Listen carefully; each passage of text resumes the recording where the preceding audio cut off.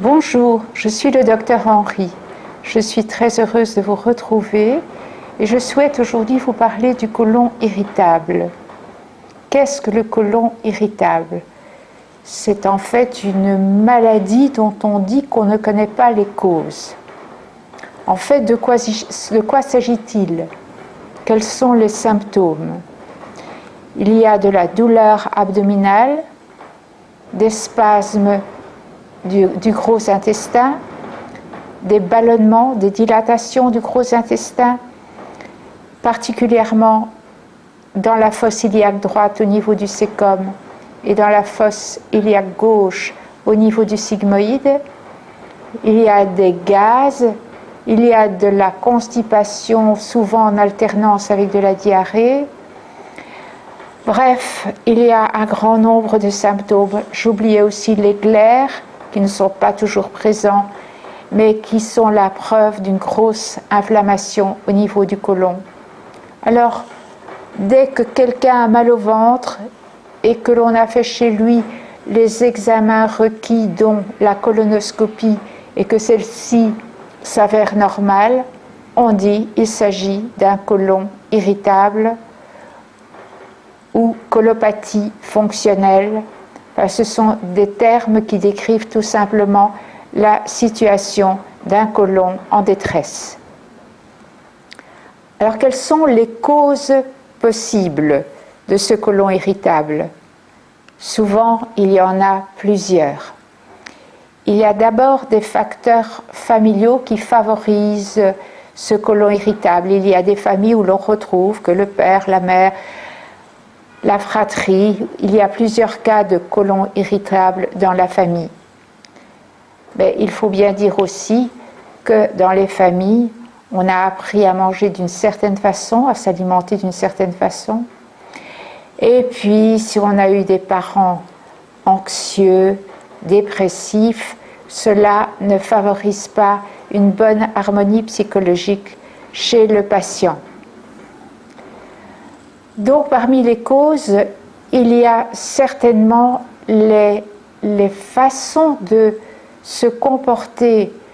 Il y a d'abord l'alimentation, ça me semble évident. Si l'alimentation n'est pas correcte, il y aura de la maldigestion, et s'il y a de la maldigestion, il y aura des fermentations et des putréfactions, du coup de l'inflammation du gros intestin, et il y aura des alternances de constipation et de diarrhée, ou des diarrhées florides, ou parfois de grosses constipations. Comme autre cause, il y a le stress, il y a le stress familial, toute la problématique qu'il peut y avoir dans une famille avec le conjoint, avec les parents, avec les enfants. Il y a les causes extérieures, par exemple, actuellement, nous vivons une période très très particulière avec le Covid, et il y a de nombreux signaux qui nous entourent qui favorisent le stress.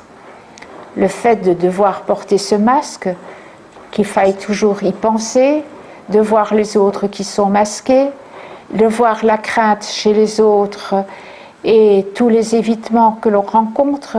Bref, tout ça ne favorise pas une bonne harmonie psychologique. Il y a les stress au boulot, la mésentente avec des collègues, avec un supérieur, mais il y a aussi actuellement le stress avec le Covid, parce qu'il y a beaucoup de télétravail. Et bien curieusement, certaines personnes au début aimaient ce télétravail parce qu'ils pouvaient le gérer comme ils voulaient à la maison, etc. Et puis ces personnes qui vivent souvent seules chez elles, au bout d'un certain temps, ont envie de renouer des relations avec des collègues, avec d'autres personnes, parce qu'on a besoin de cet échange entre êtres humains, comme d'ailleurs les animaux entre eux. Et puis, il y a d'autres personnes qui ont été obligées de faire du télétravail, mais qui se retrouvent à la maison avec plusieurs enfants en bas âge, parfois avec un enfant handicapé, et là, c'est l'horreur. bref, je faisais cette petite parenthèse sur la situation actuelle, mais il y a de très nombreuses causes de stress. Alors, les traitements. Les traitements, eh bien, c'est en fonction de ce que je viens de vous dire. L'alimentation, ben, il faut apprendre à gérer son alimentation. Je vous en ai déjà parlé dans une autre vidéo. Il faudra probablement que je reprenne la question pour l'étoffer.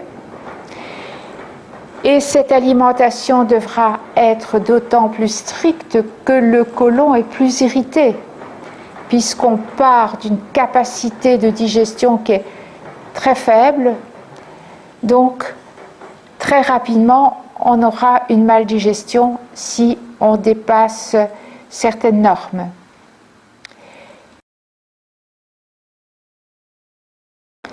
Voilà, nous allons aborder les traitements par complément alimentaire du côlon irritable.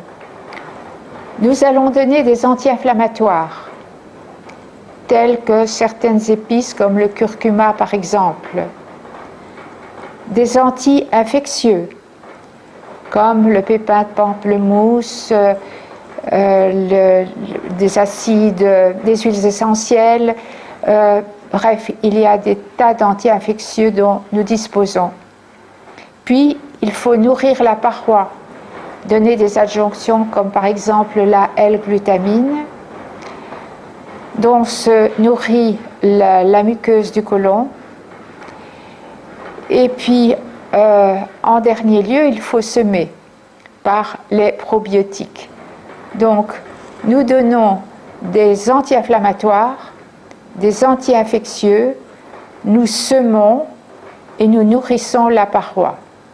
Ainsi, nous avons le maximum de chances, couplé à l'hydrothérapie du côlon et à une alimentation tout à fait bien réglée, nous avons toutes les chances de ne plus avoir ce côlon irritable qui sera évidemment prêt à revenir si nous retombons dans nos anciennes habitudes. Voilà, quand le problème est réglé, on peut s'arrêter de prendre les remèdes, mais les recommencer et reprendre toutes les dispositions dont je viens de vous parler quand les circonstances sont particulièrement difficiles, parce que nous n'avons pas toujours de prise sur les éléments environnants. Voilà, je pense que comme ça sera très clair pour vous. Le côlon irritable, ce n'est pas quelque chose de vague et qu'on vous colle comme étiquette. Voilà, j'espère que cet exposé vous a plu et qu'il vous sera très profitable. Je souhaite vous retrouver pour une autre vidéo.